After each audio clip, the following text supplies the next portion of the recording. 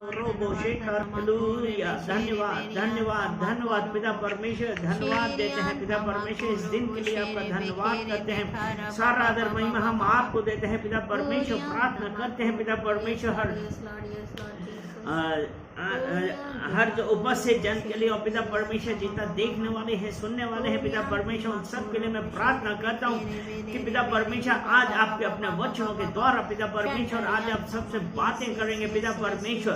आज पिता परमेश्वर आज फादर्स डे है पिता परमेश्वर, प्रार्थना करते हैं कि पिता परमेश्वर कि आज ये जो पिताओं के लिए है पिता परमेश्वर, ये दिन है दिवस है पिता परमेश्वर, उन सब के लिए है पिता परमेश्वर। हम हर फादर को हर मदर को पिता परमेश्वर कमिट करते हैं आपको और कहते हैं कि पिता परमेश्वर आपकी मर्जी इन सबके जीवनों में होने पाए पिता परमेश्वर, आपका अनुग्रह सबके ऊपर उतरे पिता परमेश्वर। अनॉइंट दिस लिप्स पिता परमेश्वर, पवित्र आत्मा हम प्रार्थना करते हैं कि पिता परमेश्वर आज इन वचनों के द्वारा पिता परमेश्वर आप हर एक जन को छुइए और पिता परमेश्वर बताइए दिखाइए पिता परमेश्वर की एक फादर की क्या ड्यूटी है। वो पिता परमेश्वर हम धन्यवाद करते हैं और सारा आदर महिमा हम आपको देते हैं और इस मीटिंग को हम आपको कमिट करते हैं और कहते हैं कि परमेश्वर है जो आपकी मर्जी होने पाए। सारा आदर महिमा हम आपको देते हैं यीशु मसीह के नाम से, आमेन आमेन आमेन। परमेश्वर भला है।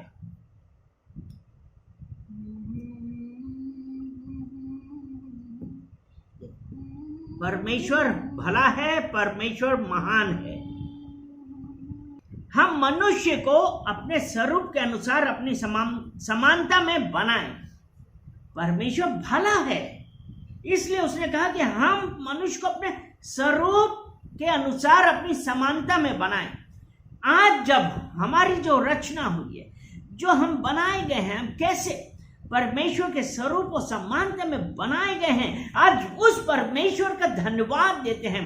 और जब आगे हम उसमें पढ़ते हैं कि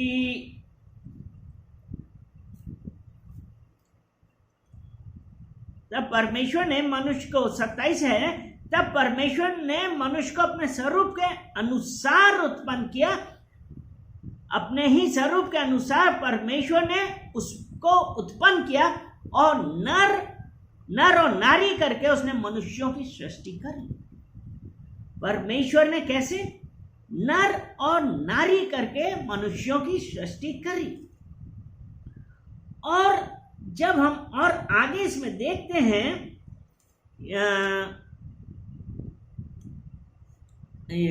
उत्पत्ति 2 और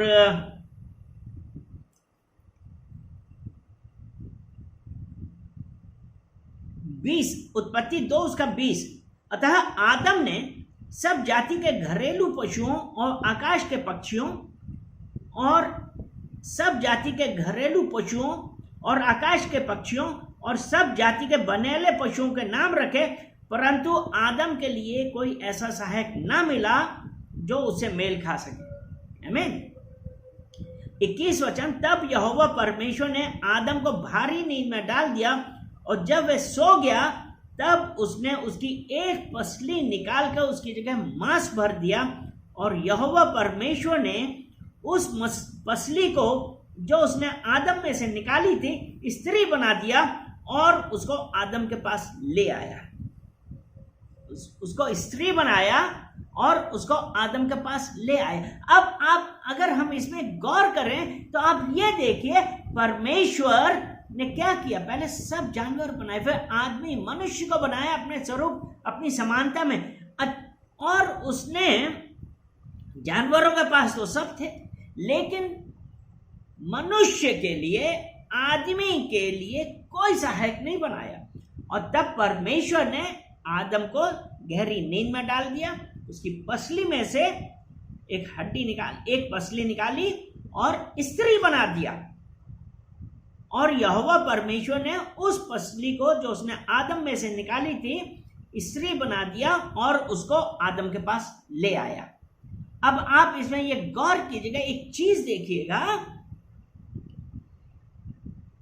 कि अब परमेश्वर ने उसको एक सहायक दिया। अब 23वां वचन, उत्पत्ति 2 का 23 वचन हम देखते हैं।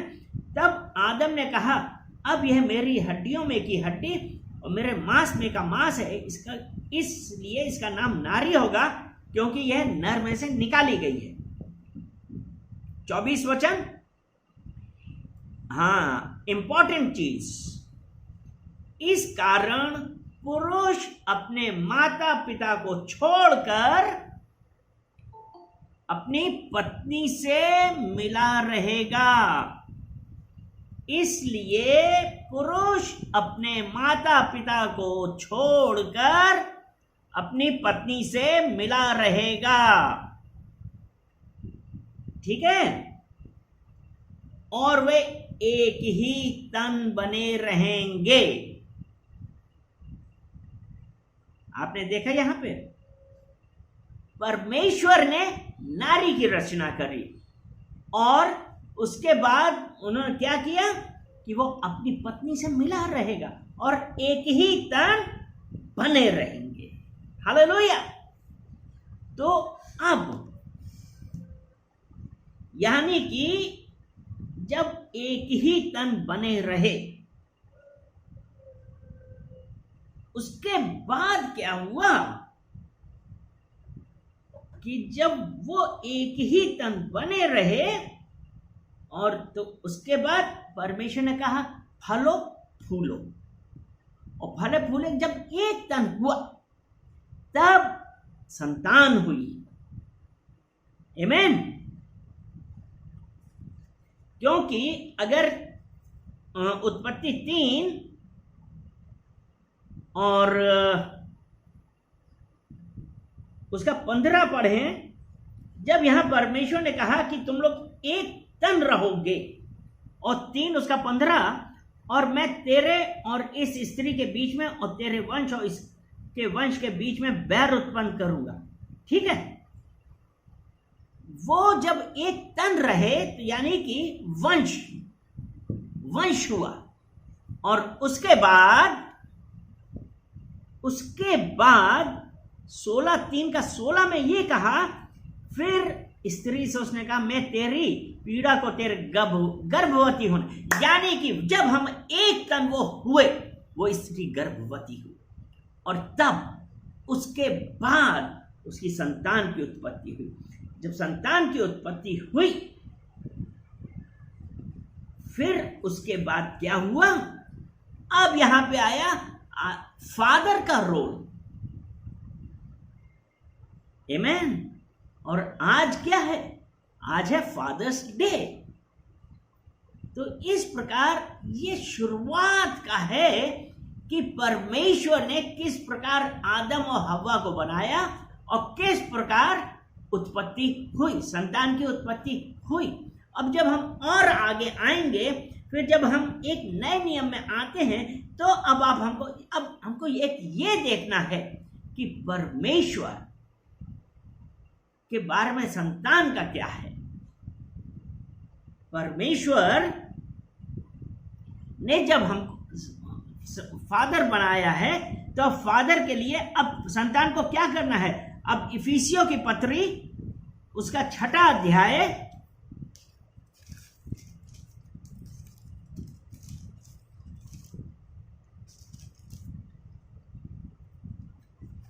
अब ये बच्चों के लिए है।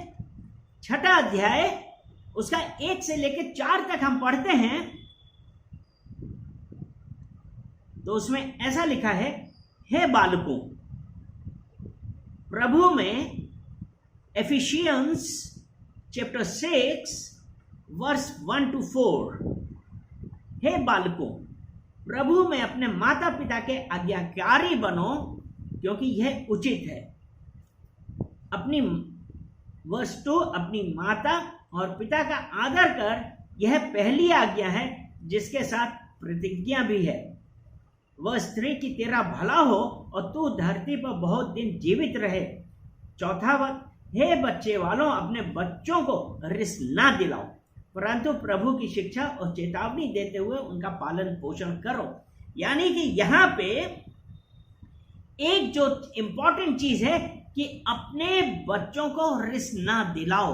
अपने बच्चों को आप क्रोधित मत करिए। आप पिता तो बन गए, और पिता बनने के बाद कितनी जिम्मेदारियां होती हैं। जब वो एक छोटा सा बालक होता है, एक छोटा सा बच्चा होता है, तब एक पिता के लिए ये समय, आप ये देखिए कितना कठिन होता है। वो पिता हर वक्त उसको अपने बच्चे के प्रति प्रेम, मोह, और कई बार उनके कपड़े बदलना, दूध पिलाना, सुलाना, ये सब होता है। तो अब यहां पे जब आप पिता बन गए, और वो कहता है कि अब जब बच्चा धीमे धीमे जब बड़ा होता है, तो एक पिता का कार्य क्या है कि वो ये कहता है, हे बच्चे वालों, अपने बच्चों को क्रोध ना दिलाए। अपने बच्चों को क्रोध किस प्रकार दिलाते हैं कि आज हम, पर पिता का काम क्या है? अपने बच्चों को डिसिप्लिन में रखना। और कई बार ये जो डिसिप्लिन है, जब हम डिसिप्लिन में रखने की कोशिश करते हैं, कई बार बच्चे इससे क्रोधित भी हो जाते हैं। तो सबसे बड़ी बात यह है कि हमको अपने बच्चे के साथ हमेशा प्रेम से रहना है, लेकिन वो ऐसा प्रेम नहीं होना चाहिए कि आपका बच्चा बिगड़े। मैं अपना बतलाता हूं कि जब मेरा बच्चा छोटा था, अगर मेरी वाइफ ने अगर मेरे बेटे को कुछ कहा भी, अगर वो मेरे पास आया, तो मैंने उसको प्रेम नहीं किया, क्योंकि अगर मैं उसको उसकी गलत बात के लिए उसको बढ़ावा देता तो बच्चा बिगड़ता। नहीं, उनको ठीक करना भी जरूरी है। पिता होने का मतलब ये नहीं है कि आप उनकी सही और गलत बात मान लें, और जब अगर आप गलत बात मानते हैं तो ये किसकी गलती है? ये आपकी गलती है। पिता होने के नाते आपकी गलती। कई बार मैंने देखा है, बहुत जगह मैंने देखा है कि माँ के ऊपर कुछ हुआ, उनका पिता उनको बढ़ावा देता है, पुचकारता। कई बार पिता ये कहते कि माँ तो गंदी है। तो मेरे प्रियो, ये नहीं, आपको ऐसा कभी नहीं करना है। और इसमें क्या हुआ कि जब आपने बोला ना कि माता मम्मी गंदी है, माँ खराब है, तो आपने अपनी वाइफ की जो इमेज अपने बेटे के सामने बनाई या अपनी बेटी के सामने बनाई, वो किस प्रकार की बनाई, उसके लिए आप जिम्मेदार हो। और इस प्रकार यही जो जिद है वो बच्चों को बिगाड़ती है। अपने बच्चों को किसी भी प्रकार से उत्तेजित मत करिए। जायज और नाजायज मांगों के लिए वो आपके सर पर खड़े हो जाएंगे। इसलिए मेरे प्रियो, पिता होने के नाते हमारे लिए एक जरूरी बात यह है कि प्रभु की शिक्षा और चेतावनी देते हुए उनका पालन पोषण करिए।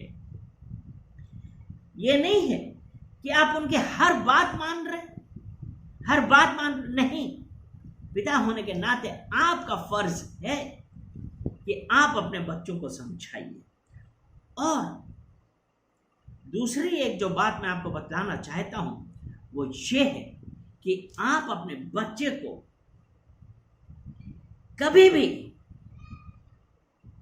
क्रोध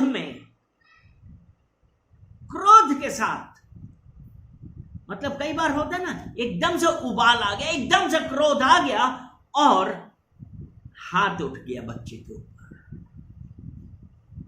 नेवर एवर डू दैट।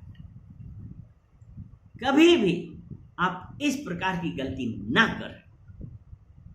पिता के लिए एक जरूरी बात है कि कभी भी, कि वो कितना भी क्रोध में है, लेकिन आपको अपने प्यार से इसको शांत करना है, क्योंकि उस वचन कहता है ना, प्रभु की शिक्षा और चेतावनी देते हुए उनका पालन पोषण करो। परमेश्वर की शिक्षा कि परमेश्वर प्रेम है, तो आपके लिए आज क्या जरूरी है कि आप प्रेम में चलें, आप प्रेम में बतलाएं कि प्रेम हमारे क्रोध को दूर करता है। इसलिए आज अगर हम नीति वचन और दूसरा क्या होता है, कई बार बच्चों को क्रोध और भी आता है। जानते हैं क्यों? बच्चा आपके पास कुछ लेके आया, पिता कहता है अभी हमारे पास टाइम नहीं, अभी मैं बहुत थका हुआ हूं, अभी मेरे पास मत आओ। और ये जो लैक ऑफ लव है, यानी कि बच्चे के प्रति आपका प्रेम, आपके प्रेम की कमी बच्चे को क्रोधित करती है।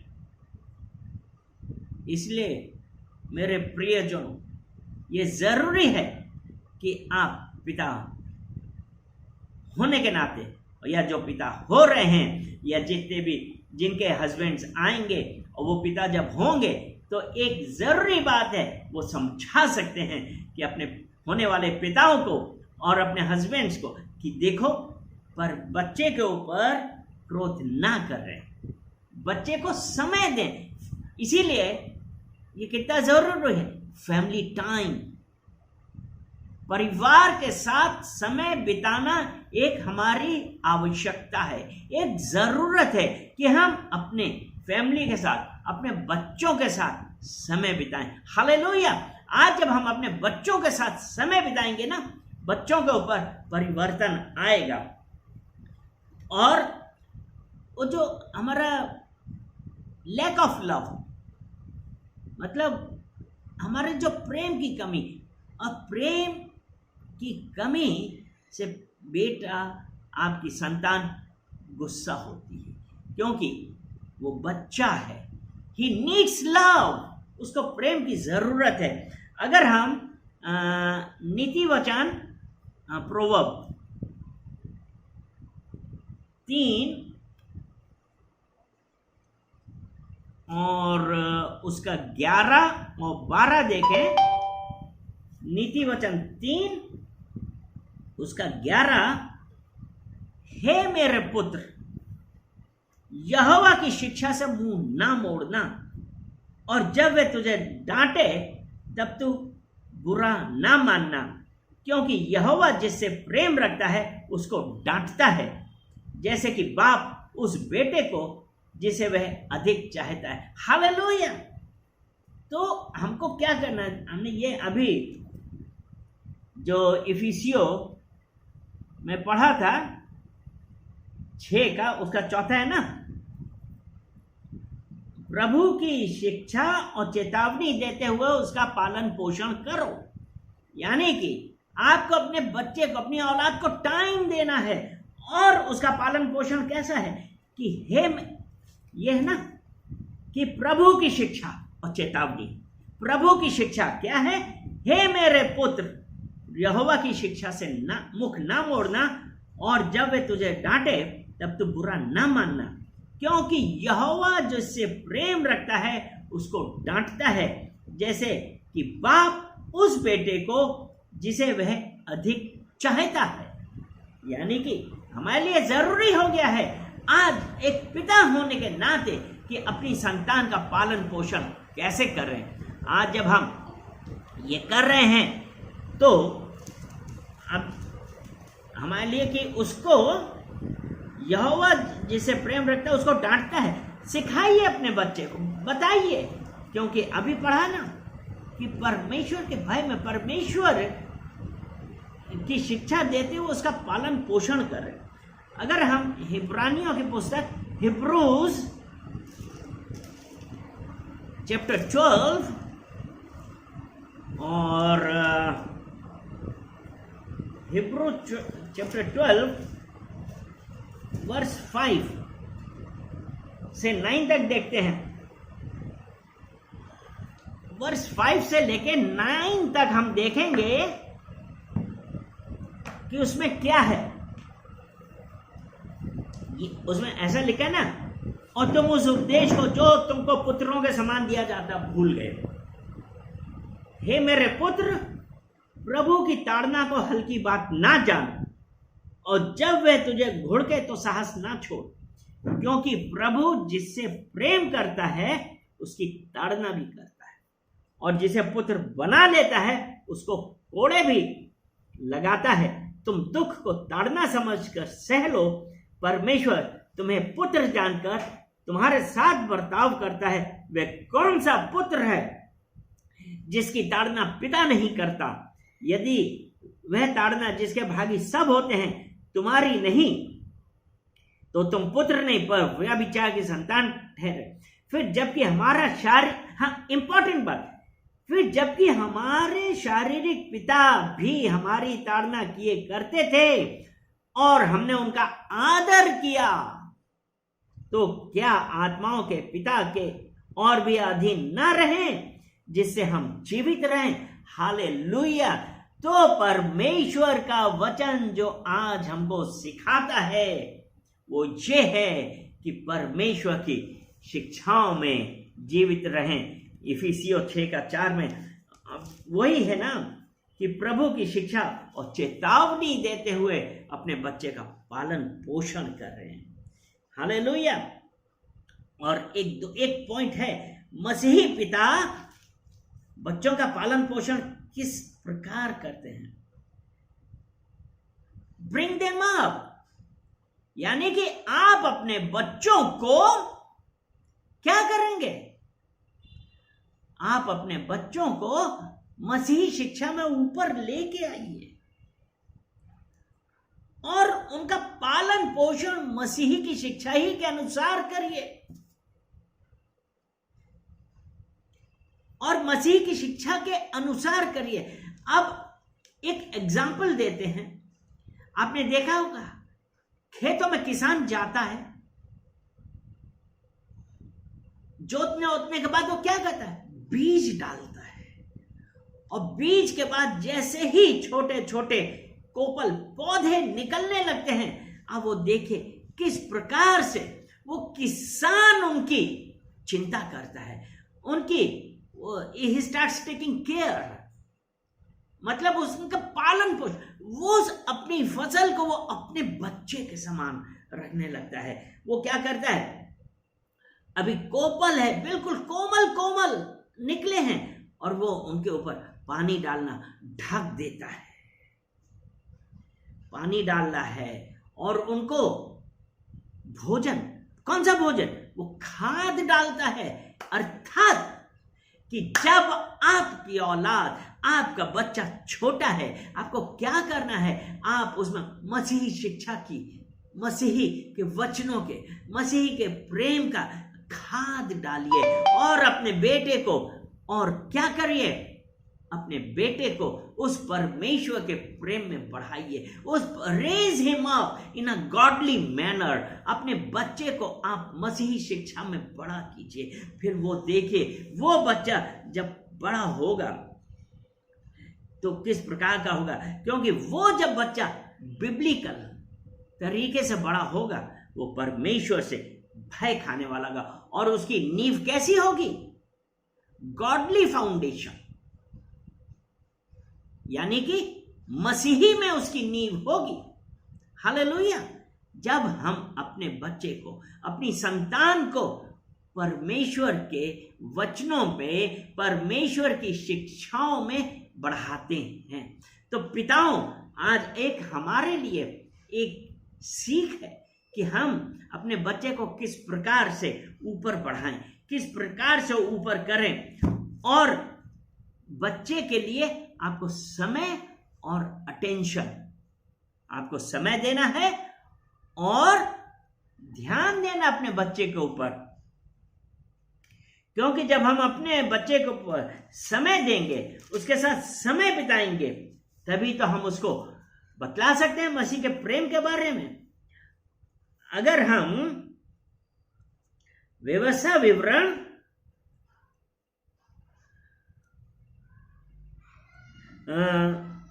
6 और उसका 4 से 9 तक है, तो उसमें हम एक चीज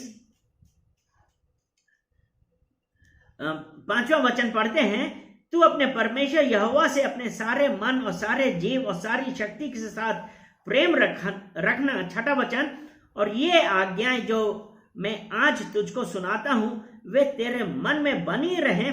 7वां वचन जो इंपॉर्टेंट है, और तू इन्हें अपने बाल बच्चों को समझाकर सिखाया करना, और घर में बैठे, मार्ग में चलते, लेटते उठते इनकी चर्चा किया करना।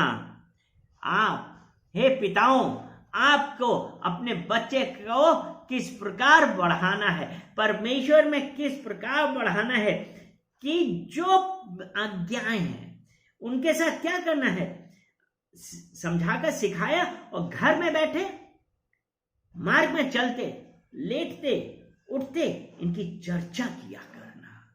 और परमेश्वर से आप मांगेंगे, आप अपने बच्चों को कहानियां सुना के अपने परमेश्वर की, द गुडनेस ऑफ गॉड, आप उन बच्चों को सिखा सकते हैं कि वो परमेश्वर किस प्रकार उनकी रक्षा करता है, उन जानवरों की, उन पक्षियों की रक्षा करता है। वो परमेश्वर हमारी भी रक्षा करता है। हालेलुया। ये हमारे लिए, हमको अपने परमेश्वर, अपने बच्चों को एक गॉडली फाउंडेशन बनानी है, मसीही नींव में अपने बच्चों को बड़ा करना है। और जब मसीही नींव में, मसीह के भय में हमारी संतानें बड़ी होती हैं, विश्वास रखिए वो आपके बच्चे का जो आगे आने वाला जीवन है वो एक मसीही जीवन होगा, and he will become an example. और मसीही क्या करते हैं, और एक मसीही पिता का क्या कार्य है।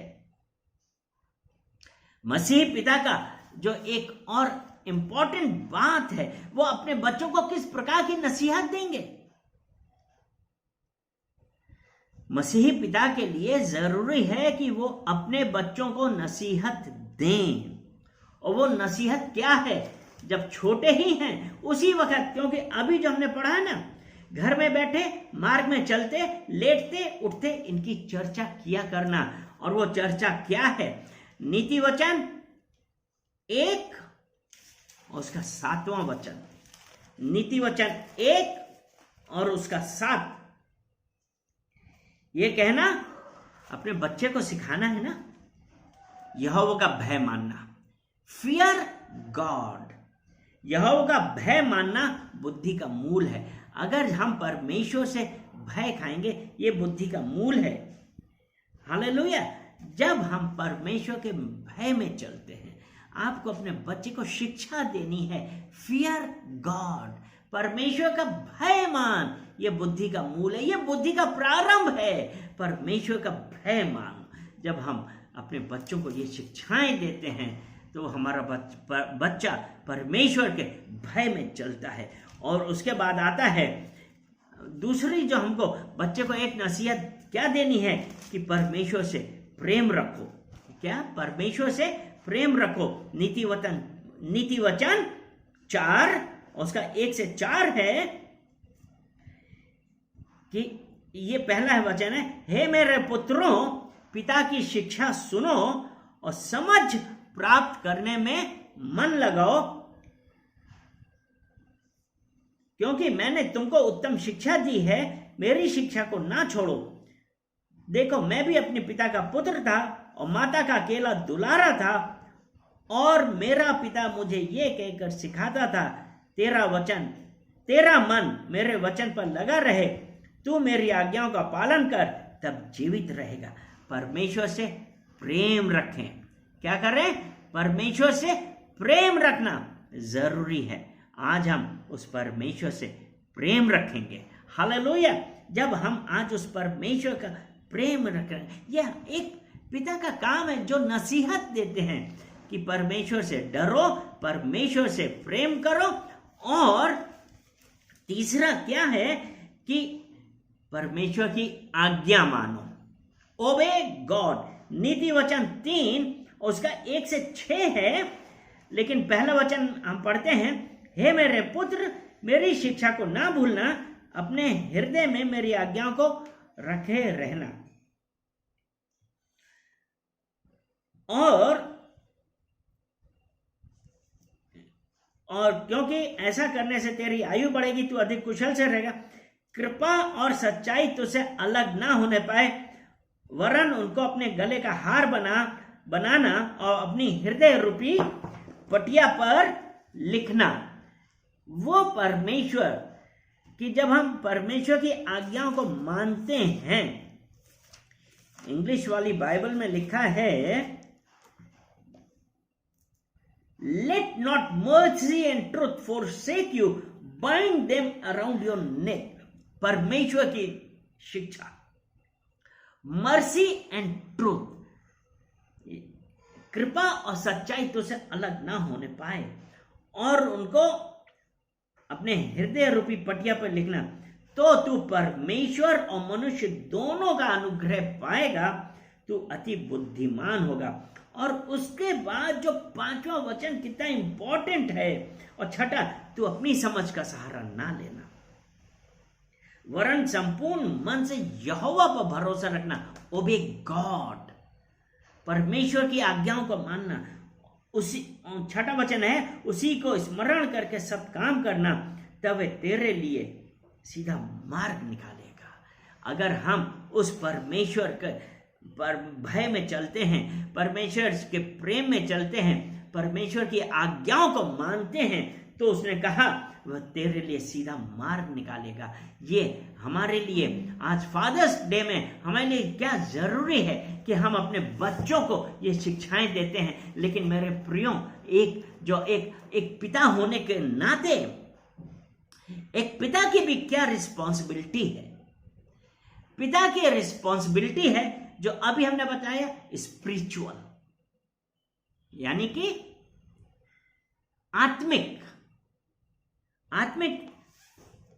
आत्मिक रिस्पॉन्सिबिलिटी में अगर हम ये देखेंगे, आप एक पिता होने के नाते आपका और क्या काम है। अगर हम अय्यूब की पत्री उसका 1 अध्याय उसका 5वां वचन हम देखते हैं, उसमें ऐसा लिखा है, जब जब भोज के दिन पूरे हो जाते तब तब अय्यूब उन्हें बुलवा कर पवित्र करता और बड़े भोर को उठकर उनकी गिनती के अनुसार होम बलि चढ़ाता था, क्योंकि अय्यूब सोचता था कदाचित मेरे लड़कों ने पाप करके परमेश्वर को छोड़ दिया हो। इसी रीति अय्यूब सदैव किया करता था। यानी कि हमारी अब क्या रिस्पॉन्सिबिलिटी है।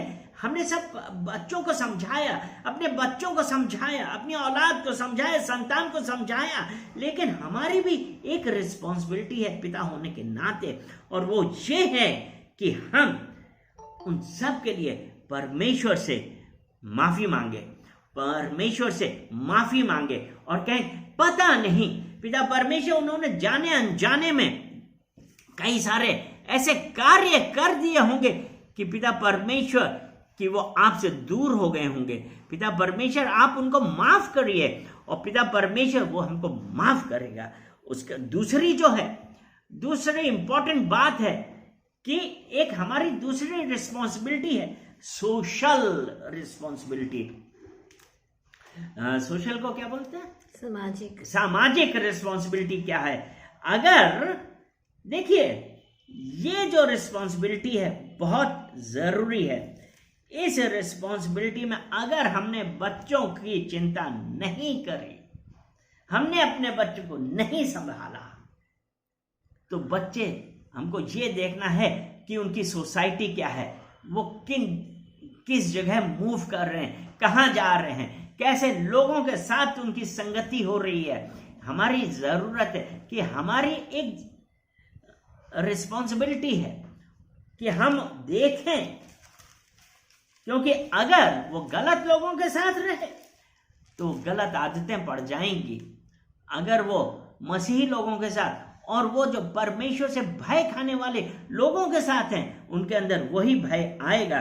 क्योंकि अगर हम नीति वचन 22 उसका 6वां वचन पढ़ते हैं, लड़के को उसी मार्ग की शिक्षा दे जिसमें उसको चलना चाहिए, और वह बुढ़ापे में भी उससे न हटेगा।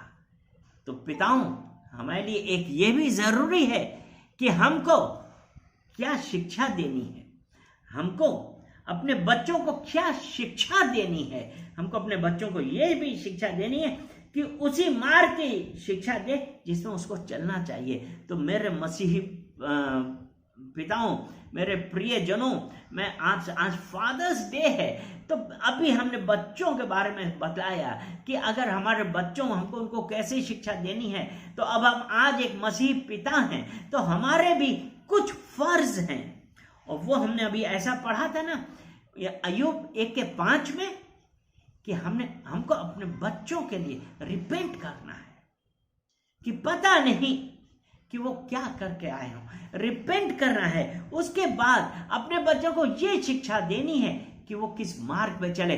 अपने बच्चों को कभी आप ये ना करिए, अरे वो तो बड़ा है, वो समझ जाएगा। नहीं, ऐसी बात नहीं है।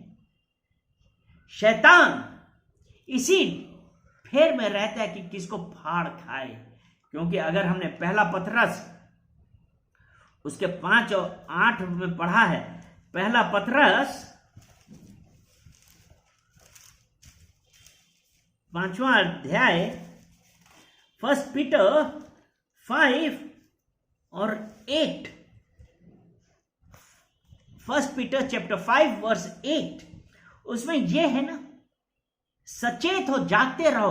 तो ये फादर्स, आपकी एक सोशल रिस्पॉन्सिबिलिटी है कि आपका बच्चा जब धीमे धीमे बड़ा हो रहा है, आप सचेत रहिए, सावधान रहिए, देखिए कि आपकी संतान, आपकी औलाद किन लोगों के साथ जा रही है, उसकी क्या संगति है, वो क्या पढ़ रहे हैं, क्या देख रहे हैं, क्या कर रहे हैं। आपकी एक रिस्पॉन्सिबिलिटी है। क्योंकि बहुत सारे फादर्स क्या करते हैं कि जैसे ही बच्चा उनका 2, 3, 4 साल का हुआ, वो छोड़ देते हैं। तो मेरे प्रियो, आज हमारे लिए एक ये सीख है। फादर्स डे में हमारे लिए जरूरी है हम ये देखें कि कहां जा रहा है। क्योंकि इसीलिए कहा है, सचेत हो, जागते रहो, क्योंकि तुम्हारा विरोधी शैतान गर्जने वाले सिंह के समान इस खोज में रहता है कि इसको फाड़ खाए। वो अगर आपका बच्चा, अगर आप सावधान नहीं हैं, आपने उसको शिक्षा नहीं दी है कि किस मार्ग पे जाना है, तो ये जीवित वचन आज आपसे और मुझसे कह रहा है कि सचेत हो, जागते रहो, क्योंकि तुम्हारा विरोधी शैतान गर्जने वाले सिंह के समान इस खोज में रहता है कि किसको फाड़ खाए। आज वो, क्योंकि इसीलिए जब हमने यूहन्ना 10 और उसका 10, ये वचन ज्यादातर लोगों को पता है, क्योंकि इसमें यह लिखा है कि चोर किसी और काम के लिए नहीं, परंतु केवल चोरी करने और घात करने और नष्ट करने को आता है। यदि आप अपने बच्चे को नहीं सिखा रहे हैं और थोड़ा सा बड़ा हुआ आपने उसको छोड़ दिया, आपने अपने बच्चे को नीति वचन 22:6 के अनुसार वो मार्ग नहीं सिखा रहे हैं, किस मार्ग पे चलना चाहिए, तो ये वचन विरोधी शैतान इस खोज में रहता है कि किसको फाड़ खाए। और अभी यूहन्ना 10:10 में हमने यही पढ़ा कि चोरी करने कोई प्रॉब्लम हुई, प्रॉब्लम किसको? पिता होने के नाते आपको है। आपकी शांति चली जाएगी, टेंशन में रहेंगे। तो पिताओं, ध्यान रखिए, आपके बच्चे जब इस उम्र में हैं, उनको समझाइए, सिखाइए, परमेश्वर की शिक्षा दीजिए, परमेश्वर के मार्ग में चलाइए। तब वो आपके बच्चों का जो फाउंडेशन होगा वो एक सॉलिड रॉक के ऊपर होगा, यीशु मसीह के ऊपर। आपके अगर बच्चे का फाउंडेशन है, विश्वास रखिए, आपका बच्चा पूरा ग्रेस से, अनुग्रह से होगा। हालेलुया। और एक वचन में आपको और बताता हूं कि एक पिता होने के नाते आपका अपने बच्चे के प्रति, अपने परिवार के प्रति एक कर्तव्य और है कि आप उनको इकोनॉमिकली सपोर्ट करिए, उनको आप आर्थिक रूप से भी सपोर्ट करिए। क्योंकि नीति वचन 6 देखिए, ये बहुत अच्छा ये एग्जाम्पल है। नीति वचन 6, उसका 6 से आप 11 पढ़िएगा, उसमें आप ये देखिएगा कि वो जो चींटियां इतनी छोटी सी होती है, लेकिन वो गर्मियों में भर क्या करती रहती थी, अपनी भोजन वस्तुएं बटोरती रहती, अपनी भोजन वस्तुएं बटोरती रहती थी। क्योंकि